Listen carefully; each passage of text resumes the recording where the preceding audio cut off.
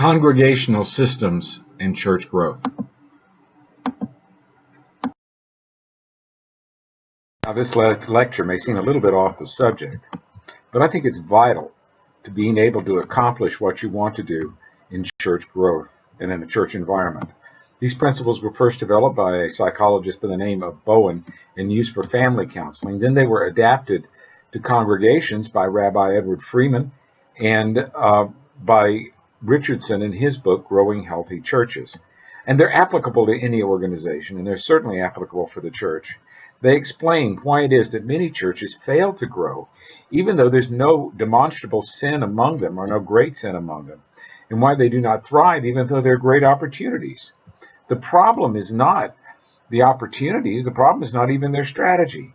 It's their inability to be able to cope with the changing world around them and with the anxiety that develops in a church.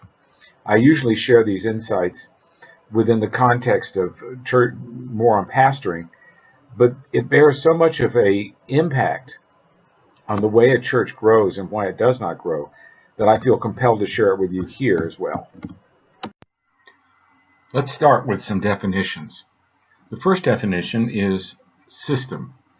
A system is any interreacting group of individuals existing together whose behavior depends upon each other. A system can be a church, a school, a family, or an office.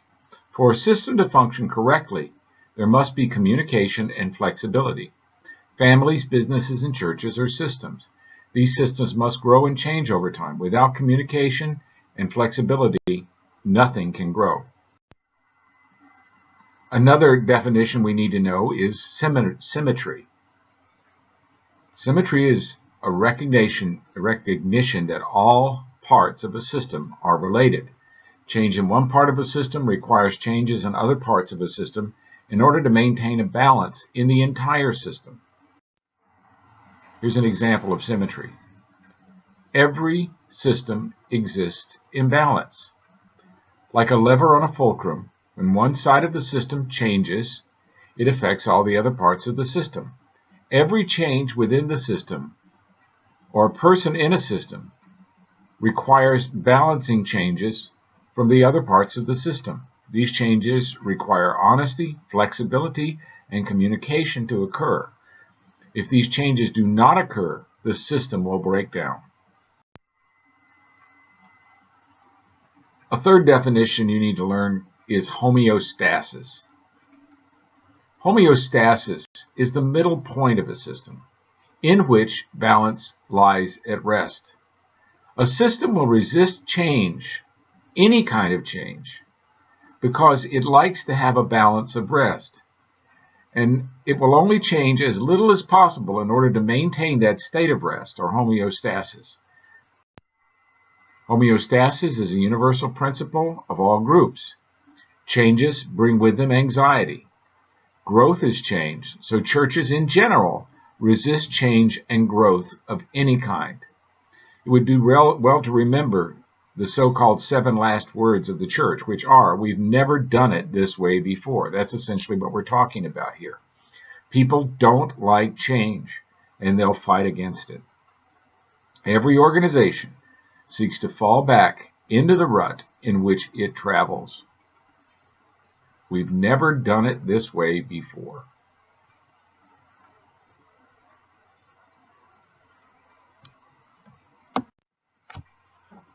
Another idea we need to know about in systems theory is anxiety.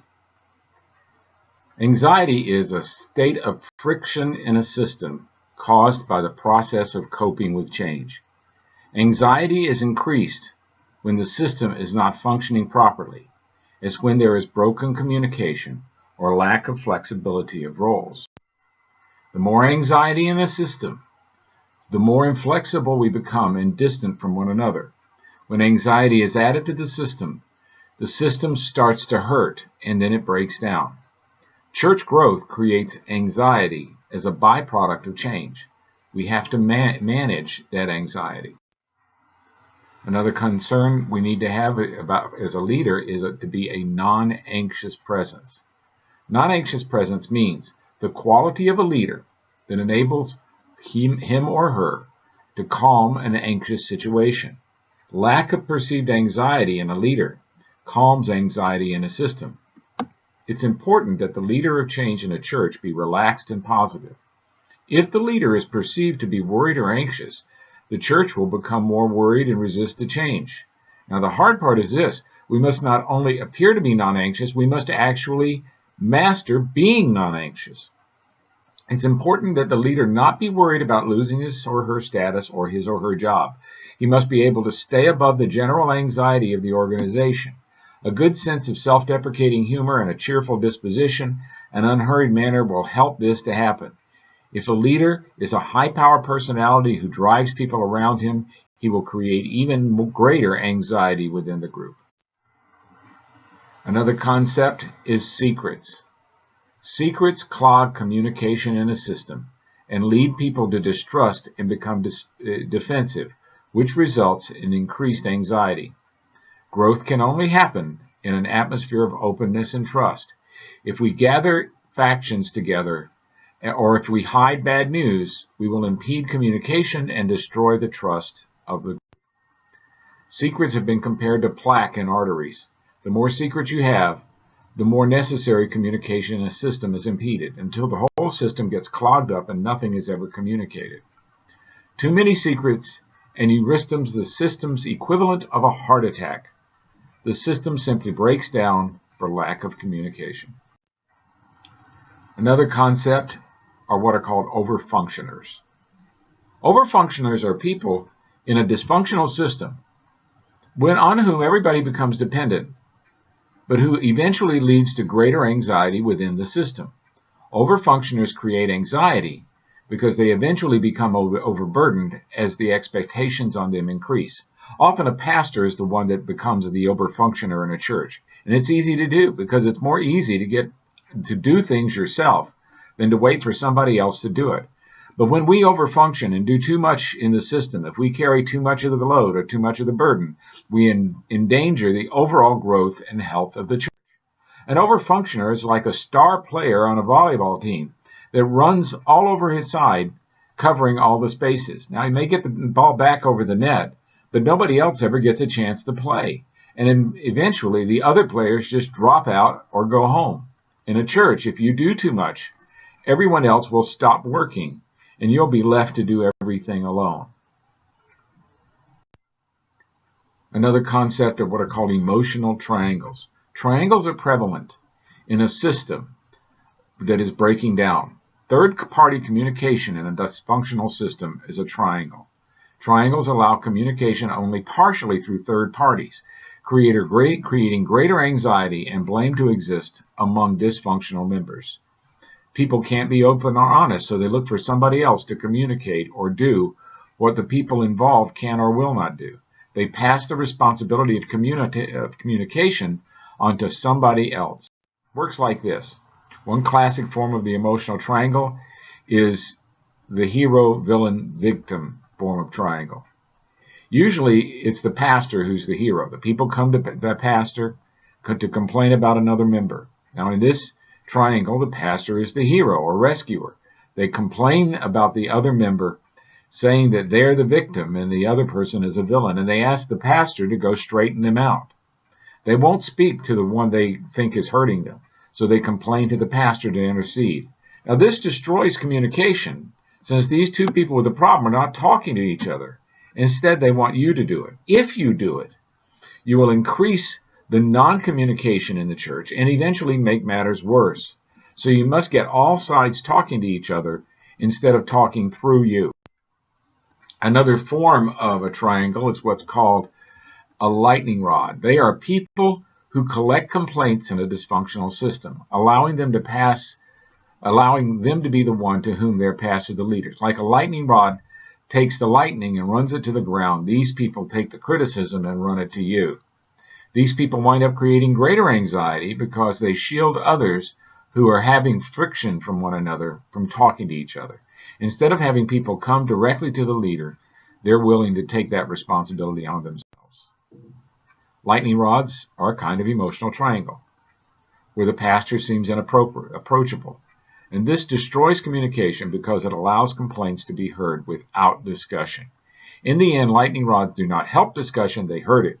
Lightning rods enable critical people to snipe at the leader without confronting.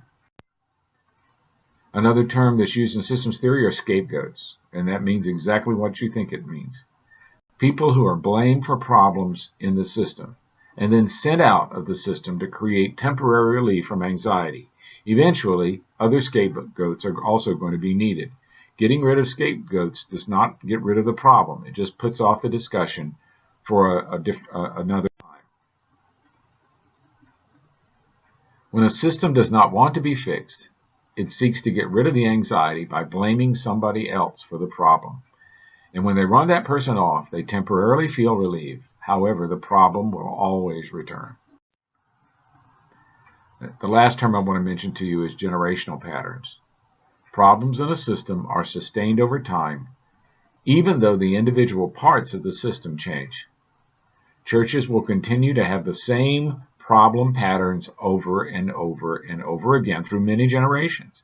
These patterns become self-sustaining as one person from one generation is followed by somebody who takes over their roles. For example, when an over-functioner leaves the church or dies, the congregation automatically looks for somebody else to replace that over-functioner, and that person becomes another over-functioner. When they run off one scapegoat, they'll look for another. And in this way, unhealthy systems that resist change keep on going, and their growth is hindered in the life of the congregation, and church growth does not occur. For strategies for church growth you use, you will find that the systems of the church, if they're not working well, are going to impede whatever you try to do.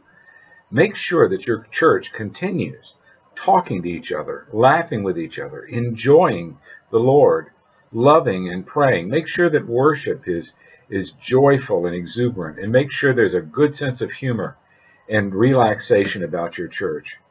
Having good congregational health, spiritually and emotionally, is more important to growth than any strategy that you employ.